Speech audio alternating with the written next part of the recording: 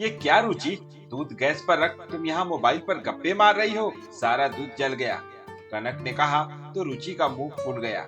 ये सास और ससुराल दोनों ही आफत है, एक मिनट भी चैन नहीं। भुनभुनाते हुए रसोई की ओर चल दी। रुचि को भुनभुनाते देख कनक की सोच में डूब गई। कितना फर्क आ गया है पहले और अब में। आज के बच्चे बड़ों का कोई लिहाज नहीं करते। विगत चलचित्र की तरह उनकी आंखों के सामने गुजरने लगा। विदाई के समय माँ ने समझाया, अब वही तुम्हारा घर है, तुम नई हो उस घर परिवार के लिए, इसीलिए सामंजस्य तुम्हें ही बैठाना होगा, बदलना तुम्हें ही होगा। कोई ऐसा काम न करना जिससे माँ बाप का नाम खराब हो।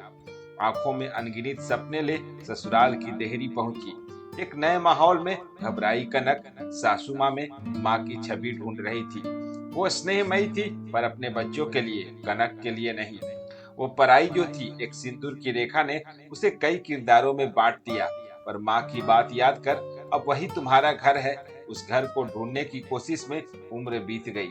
आगे बढ़ ननद देवर के लिए जब कुछ किया, दोनों ने श्रेय अपने भाई विपुल को दिया, कनक को नहीं। तब कनक ने जाना वो इस घर के लिए पराई है और रहेगी। उसके प्रयास को कभी सराहना नहीं मिलेगी, क्योंकि यहाँ उसका अस्तित्व विपुल के अस्तित्व में विलीन हो गया और जीवन की नई परीक्षा चालू हो गई, जो अनवरत चलती है। कितने किरदार होते हैं जिसे निभाने पड़ते हैं।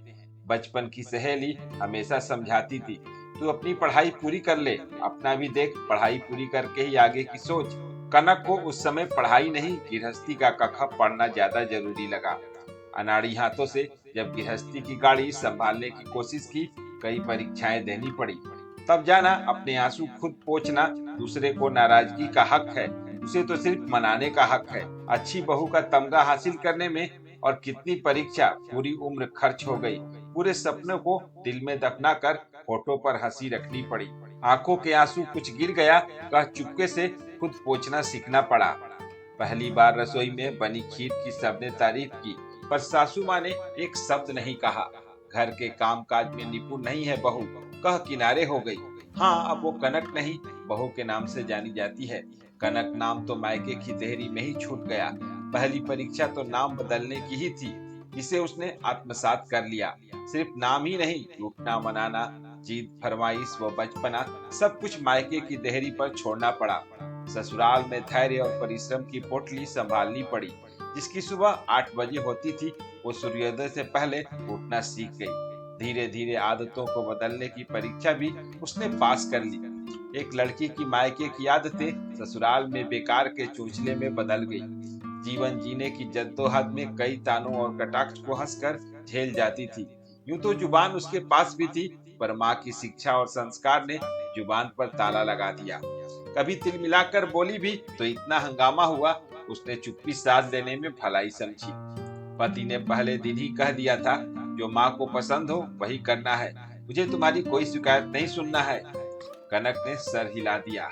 समझ नहीं पा रही थी, क्यों रिश्ते सिर्फ उससे ही बनाना है, दूसरे को बनाने का कोई प्रयास नहीं करना। कॉलेज की मॉडर्न कनक पति के अनुरूप बदलने लगी। जान गई साड़ी पहनना, पल्लू रखना ही संस्कार है, भले ही इसकी आड़ में कोई कितना भी भला बुरा कहे। माँ बनने के बाद भी परीक्षा जारी रही।